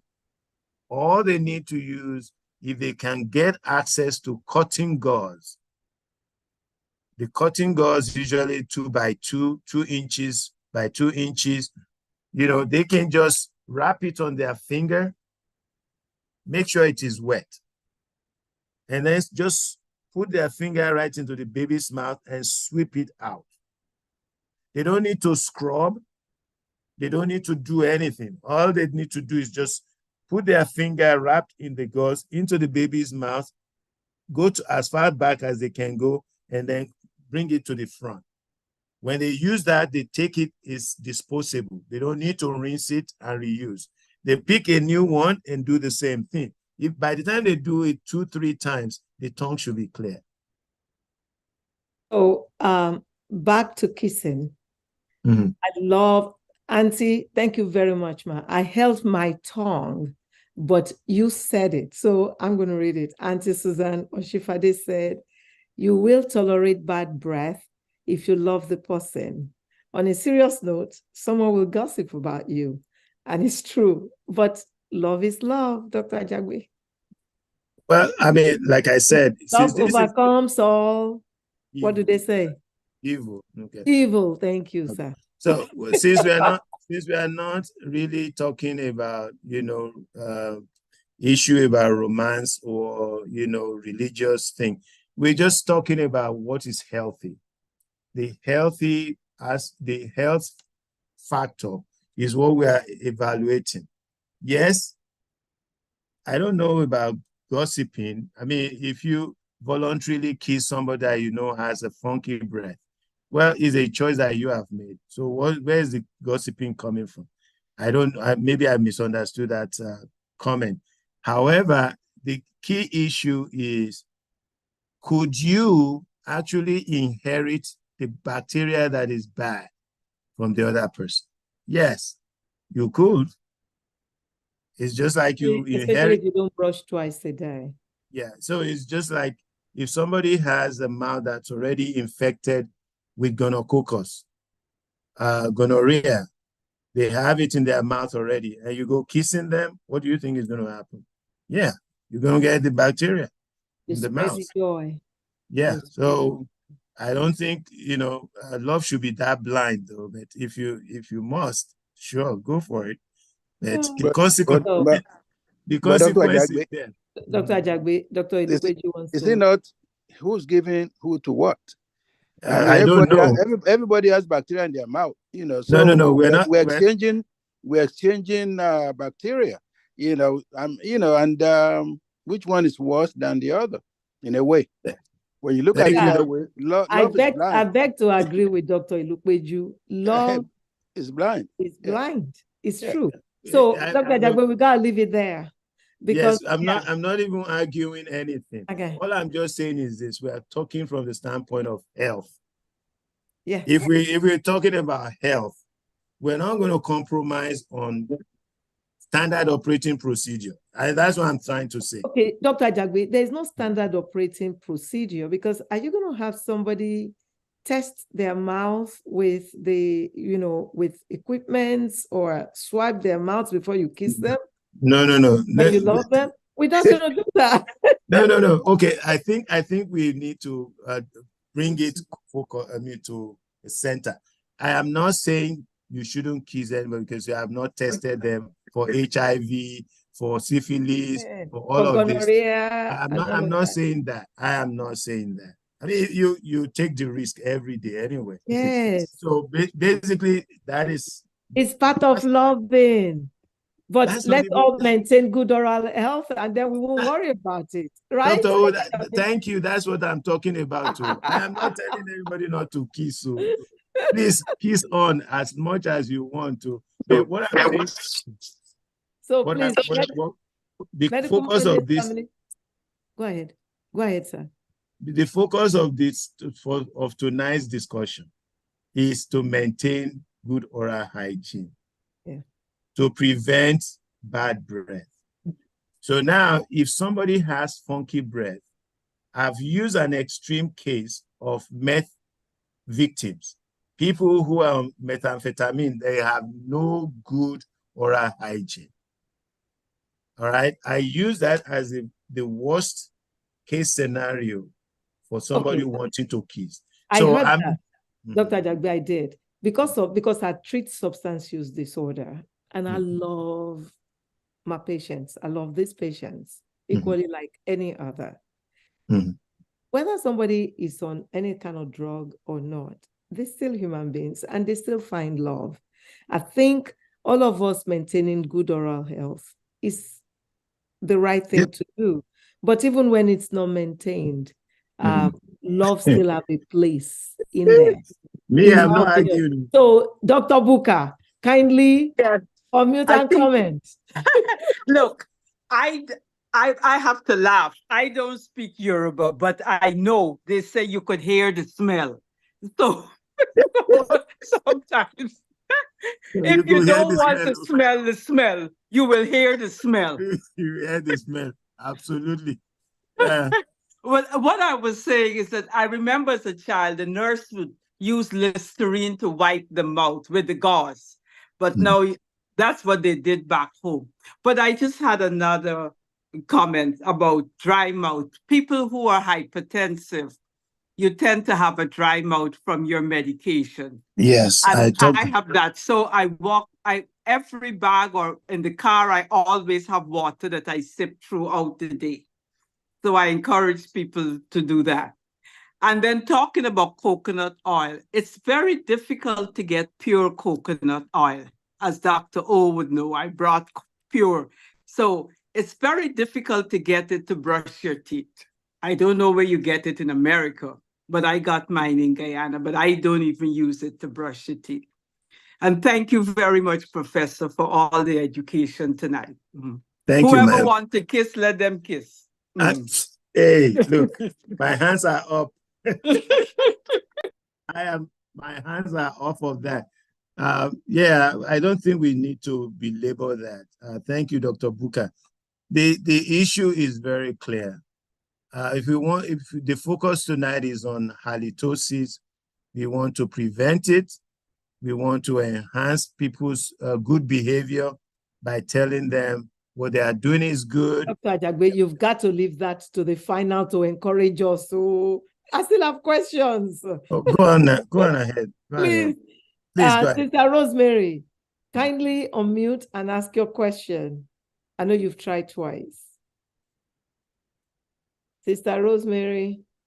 Dr. Ajagbe, good evening. Thank you for all the information. About kissing, I like kissing. Oh, I'm sorry, I'm not gonna be I will kiss. I'm telling you this. So another thing that will give you fresh breath is when you are going to sleep, tape your mouth. Because when I tape my mouth at night after brushing my teeth, flossing and brushing my teeth, when I wake up in the morning, I have fresh breath. Speak on that, Dr. Ajagbe. Yes. Thank you, Madam Rosemary Koyo. Koyo. Welcome. May I tell you something? The issue about loving to kiss, there's nothing wrong with kissing. You know, we are not talking about kissing is bad or good. What we are saying is in relation to good oral health. Now, if your oral health is not up to par, be careful, right? If your oral health is very good and somebody else's oral health is bad and you want to kiss them, you know you are taking risks. So it's okay. If it's calculated risk, you can continue and do what you need to do. However, you must always come back to what do you expect in the end? Do you expect that 2 bad breaths will cancel themselves out? No. Some behavioral modification have to be introduced if there is bad breath somewhere. So that's what I think should be the conclusion about kissing in this matter. Behavioral modification and let everybody remain healthy. Okay. So the second comment that you're making or question, can you remind me on that quickly? About mouth taping. Okay, so if I don't tape my mouth at night, I can smell something. But if I floss and then brush my teeth and then tape my mouth, I sleep like a baby and I wake up with fresh breath. Yes, absolutely. It's for those people who don't realize that they have an obligate mouth breathing situation. Yes, you wake up in the morning, your mouth may feel dry. You don't know why. And that means sometime during the night, you are actually breathing through your mouth. Those are obligate ones. They don't breathe by default through the mouth. They breathe through their mouth, but occasionally they'll breathe through their mouth. They breathe through their nose, not normally, but so occasionally they'll breathe through their mouth. But the people who are mouth breathers, yes, if you tape your mouth so you can have a nose breathing through the night, your mouth will not dry up. Yes. So, and it's part of the Buteco system. So you must train yourself to be able, to do that. It's not very easy to tape your mouth. Yes, it's not. But if you can train yourself to do that over time, then you will automatically be breathing through your nose. The whole point of taping the mouth is to train the individual to move from mouth breathing to nasal breathing. So if you have already successfully breathing through your nose, yes, you can encourage yourself not to fall back by default into mouth breathing because you are moving away from mouth breathing. Yeah. So yes, you are absolutely right. Your mouth will remain fresh because it didn't have alternating dryness and wetness. Remember, dryness of the mouth is what makes the mouth to smell. You're right, correct. But you do brush your teeth before you go to bed, right? Yes, I flush and then you floss and then brush, And brush, yes. Fantastic. So thank you, Dr. Ajagbe. You're welcome. Dr. T wrote that swish appropriately 1 teaspoon of coconut oil or sesame oil, and Dr. Favor wrote also that parsley oil, clove oil, coconut oil, etc. All of those. Say swash in your mouth for 20 minutes. Don't swallow any. Just move it around like you would a traditional mouthwash. After 2 minutes, spit the oil into your trash can. Remember, putting oil down the drain will damage your pipes. So she's suggesting when you use these oil swishes, don't spit into your drain. Spit instead into the trash can. So any comments on that, Dr. Ajagbe? Well, it's still coming to oil pulling, this swishing and all of that stuff. However, just to reiterate, yes, you could use any oil you choose. Oil and bacteria, plant-based oils and bacteria, they are not friends. Bacteria will not grow wherever there is oil if you use it properly. Okay. So yes, you can use any oil you want and it still will have similar effect. If you're going to use sesame seed oil, I would suggest that you use the roasted sesame seed oil. Okay, so that will have better effect than just the raw sesame seed oil. Anyway, so yes, you could do any of this oil pulling, but don't do just that. Do it in conjunction with mechanical agitation, which will be using your toothbrush or chewing stick. Thank you, sir. There's a question. A sore occurring in the mouth for no reason, and it could have happened with hard brushing, that lasts for a couple of days. Very painful when it lasts, and then resolves by itself with treatments like baking soda, hydrogen peroxide. What is that? And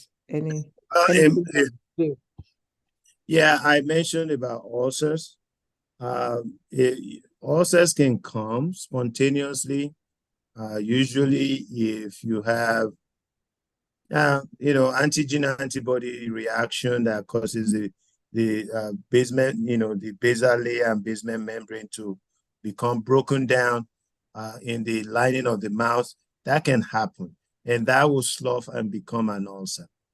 Most of the time, people don't remember that they injure themselves when they are chewing something they love, they enjoy it, crackers, Doritos, or something that is crunchy. They can easily cut their gums and cut their tongue, and that within 2 or 3 days can become an ulcer. And if you are healthy, that should not go beyond few days. It should go away. That's what the writer just said, that spontaneously resolve. That is what we want. We want ulcers that can resolve by themselves, just by doing minimal brushing and cleaning your mouth. Your body should heal by themselves. Now, if you have an ulcer that does not heal, after 10 days, you must check it out with a doctor. Check it out. If the primary care physician can't make it out, then you have to see your dentist. Because most of the ulcers, when they occur like that, they do not go away. It means something else is going on, not just ulcer. It means something else is going on that's underlying the ulceration that needs to be investigated further. And one of them is, like I said, syphilis. Somebody may have had primary syphilis many years ago, and now they're having secondary syphilis. They just have this ulcer that is not going anywhere. It's there like snail track ulcer that we call it. And that kind of person, you see, oh, it doesn't hurt me much, but it's there. I don't know what he's doing, That kind of ulcer needs to be tested. They need to swab it and send it to the lab for culture and sensitivity. In most cases, they will see that it contains spirochetes, which is the bacteria that causes syphilis. So now when that one is known, the patient has to be treated with specific medication for syphilis. All right, so some other conditions like cancer. Somebody who has been smoking and drinking alcohol and having very poor oral hygiene over the years and has an ulcer that is not going away in their mouth or in their throat, after 10 days, a biopsy needs to be taken and they need to confirm or rule out cancer, developing in such part of the mouth or the throat. So any ulcer that doesn't go away in 10 days, you need to check it out. Every ulcer that is non-malignant, that is not cancerous, will go away, except syphilis, will go away within 10 days. Thank you, sir. Thanks for the answer. Dr. Izugu, kindly unmute and ask your question. Thank you. Sure. Thank you very much, Dr. Ajagbe. Wonderful presentation in sequence as well. My comment is just to remind all of us that gum disease, mouth disease relates to the heart as well. And so we really encourage clean mouth, cleaning it, especially if you have any surgical procedure with the heart, we have any device in you, pacemaker or defibrillator or, any of those things. So we really emphasize the importance of keeping the mouth clean. Absolutely. So again, Absolutely. Thanks again for a very beautiful presentation. I appreciate that. Thank you. Even pregnancy. Yes. Yes. Thank you so much. See, that's why we have a cardiologist in the house. Oral health is important. A lot of people saw that topic, like they said, and they're like, what are we going to hear here? Some people will say, I don't have bad breath. It's a lot. Oral health is tied deeply into every organ of the body. Absolutely. So, Ola said, thank you, sir, for passing on the useful knowledge with this presentation. Thank you for the interesting lecture. That's Dr. Arowo Jolu. Yes. I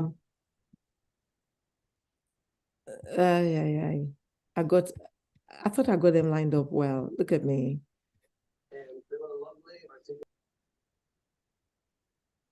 Dr. Alu said, thanks a lot, Professor Ajagbe, for your ever refreshing, deep insights. Attorney Richard Williams said, very informative presentation. Thank you, Dr. Ajagbe. And Dr. T came back to this love issue. He said, Dr. T, the guy now. It's not Dr. Tayo. Okay, Dr. T from Ghana? Yes. No? I think it's Dr. Tay, from Ghana. I think so. He said, let's leave the kissing issue for the love doctor to settle when we have that topic. Today is oral health. So thank you. Shook his head. Keeping the focus, right? Yes. So he's bringing us back to focus. Dr. Favor said, after everything passes through your mouth, is it advisable to inspect and cleanse your mouth after consuming anything instantly, excluding clear water? Do we need to do that? Well, okay. So ideally, if you're drinking, let's say you just ate cookies, for instance.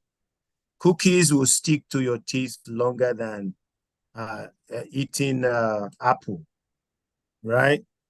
The apple, because it's fibrous, by nature is cleaning your teeth while you are chewing on it. Chewing sugar cane, when you are chewing it and sucking the juice from it, is mechanically cleaning your teeth. All right? So some things like this, if you just drank water afterwards, all you need to do is just swish it in your mouth and swallow. So you don't need to spit it out just because you want to swish it. Because you just ate something, it will still go in the same direction. Whatever else is in the mouth, the hydrochloric acid will take care of it. So I think it should just be something that everybody should understand. If you have just finished eating anything, if you rinse your mouth with whatever water or fluid you are drinking, just swallow it Don't throw it away, because it's still part of what you've eaten. Good job, Doctor. I see you. Thank you, sir. I see you switching. Yes. So Dr. Adiola Atek, no, I'm sorry, pardon me.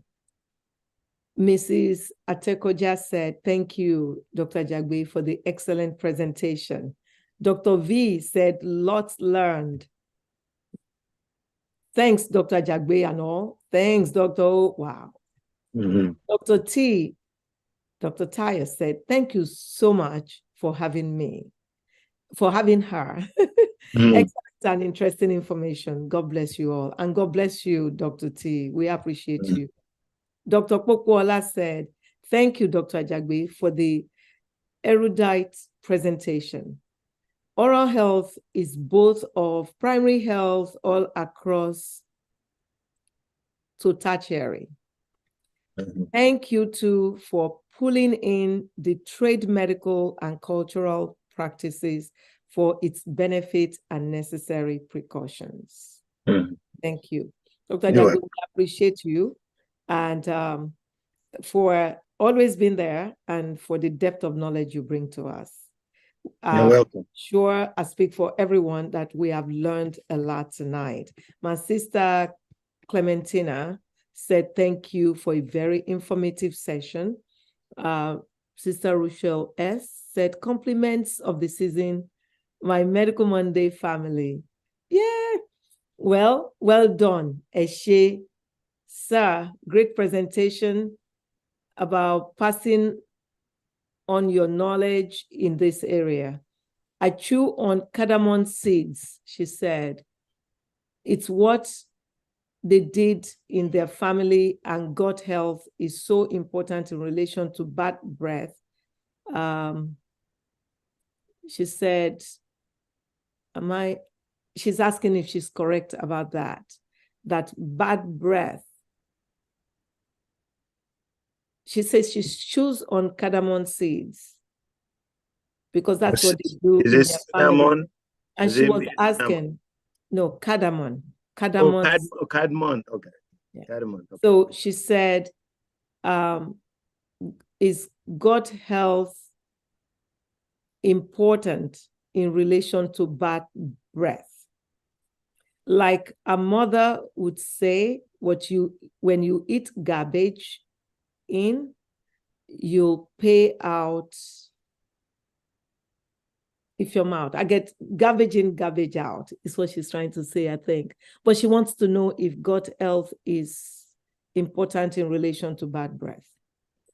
Yes, absolutely. I think when I spoke on the microbiome effect in the mouth, I talked about the use of probiotics, that probiotics can be used to prevent all of these bad situations caused by Porphyromonas gingivalis in the mouth. The same kind of probiotics that help in the mouth are the same that help in the stomach and the guts. And then if you keep the oral environment healthy, you will not have all these bacteria that can actually cause what we call nosocomial infections. That is, it's infecting one part of your body, is infecting another part of the body without anybody helping it. So we need to bear that in mind. Yes, gut health is very, very important. Probiotics that help in the mouth can also help in the colon.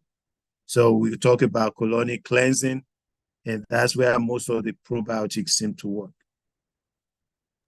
Thank you, sir.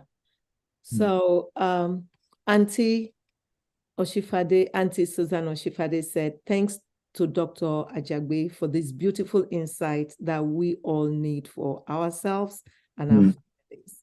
And Dr. Pokuola is reverting back again to say there are 3 Ajagbes. Can Professor Ajagbe introduce them and say thanks on behalf of Medical Monday? The obvious other Dr. Ajagbe's noble family. I have no idea what Dr. Popola is talking about, but well, if you check, you will see that my two daughters are online okay. So I have. Can you please introduce them, please? Yes. My oldest daughter is Oluwole Ajagbe. She's there on the platform. And then the younger sister is Enyoju Apple of God's Eye. Ajagbe, she too is on. So thank you so very much. Thank you for coming, young ladies. Thank you for coming. Thank you Thank for you, Dr. always Ajagbe, supporting that. for doing that job for us. Thank you. You're welcome. That's my That's baby. you responding. Yes. Thank you. So, Dr. Ajagbe, if you please give us, oh, thank you, Oju. God bless you. Thank you. So before you give us your concluding remarks, actually, I wanted to just mention again that we're going to have a medical missions to Lagos, Nigeria in like a week and a half. And we have secured $135,000 worth of medications to take with us.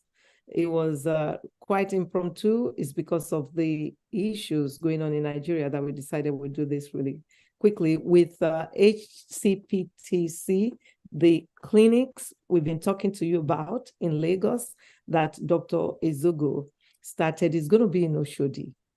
And I will put more information out as things unfold so that if you have people in Lagos, around there, even, anywhere, when we have missions in Abeokuta, people come from Lagos, from Ilorin, from Enugu, Dr. Ajagbe, Amalaye. Yeah. They come from all over to Abeokuta. So Lagos is central, and we'll put that out. I'll put it out in text, in emails, so to let you know.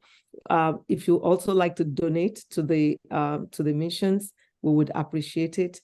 I'll put out the links again, sometime, today or tomorrow as time permits.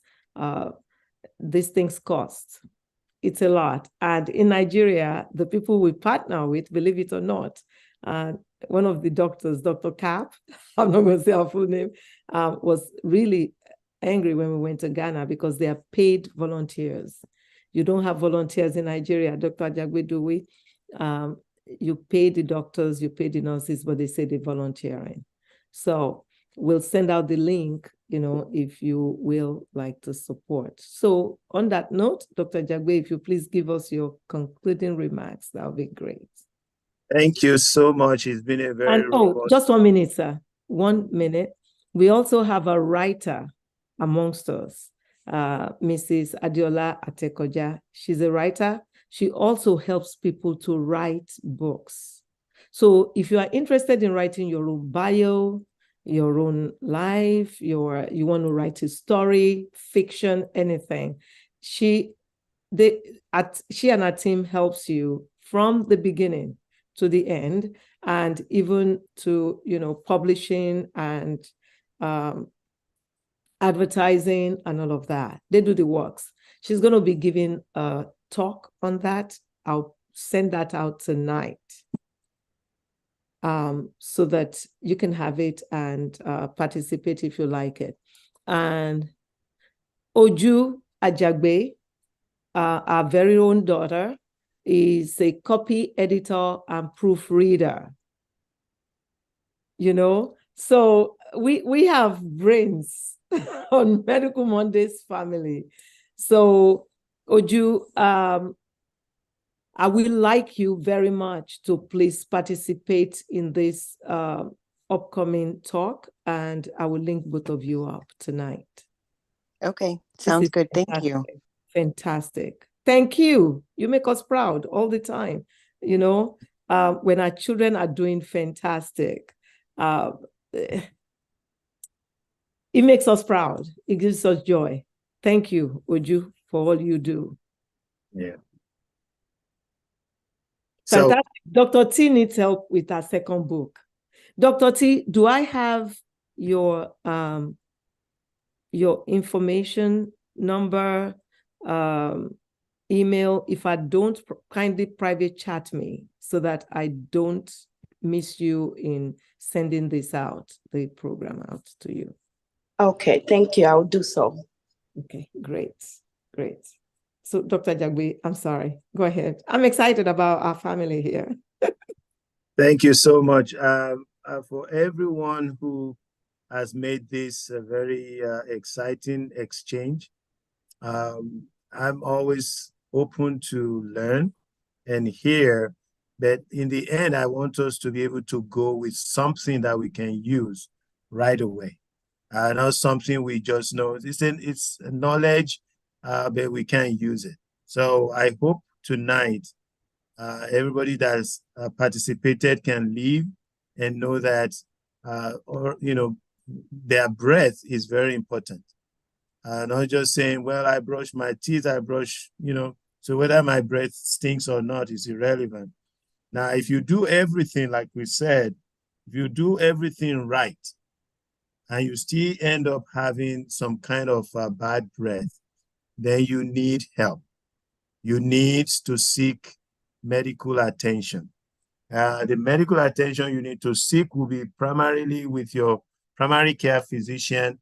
And if it's something that is not coming from within, that is limited to the mouth, then definitely you need to see your dentist. So I'm sure if you go to the market, to the stores, you'll find all kinds of devices and all kinds of tools and chemicals and, candies and gums and everything that's manufacturers are just spewing out for people to control their breath. That shows that is a big problem for the general public. So if the general population is spending billions of dollars on chewing gum in a year, that shows is a big problem. I mean, no matter how much we want to minimize it. Now, I just want us to know that for anything that you overuse, there will be a consequence. Okay, so if you chew hard stuff for too long, your teeth will wear down very quick. So if you chew gum all day, all night, all day because you just don't want your mouth to stink, well, you're going to overuse your joints, and then your TM joints can begin to hurt. And some people have resorted to having headaches because they keep chewing all day long. The muscles of mastication muscle for chewing, they need some rest. They need to rest too, just like any muscles of the body. So you just have to do everything to moderation. I think hydrating, making sure your tongue is not coated, and not having food between your teeth will be the first three things that you should be doing. Now, if you are brushing with regular toothpaste and you still have bad breath, I think you should just, for the sake of trying, just switch over for 1 week or 2 weeks to baking soda and hydrogen peroxide and see the difference. And then when you see the difference, then you make a decision from that point. So at this point, I want to say thank you again for a very healthy exchange. And for everyone that participated, it's been a very exciting experience. Thank you so much. Thank you very much, sir. We appreciate you a lot. My Egon, our big brother, Brother Jubi, all the way from Nigeria, is still on. Wow. He says, thank you, Dr. Ajagbe, for the good job. Thank you so much, sir. Thank you for always supporting us. We appreciate you, sir. You're very welcome, sir. So, this has been fantastic. Our sister Elizabeth Ashley Osu-Zoka said, this is certainly educative. Thanks, sir. You're welcome. Yeah. So thank you, everyone. Till we meet next week, please keep safe. COVID is on the rise. And then there's flu, there's RSV, and who knows what else may be coming. So please keep safe. If you're going to be in an enclosure where there are lots of people, wear masks still. It is still in vogue. Thank you again. See you next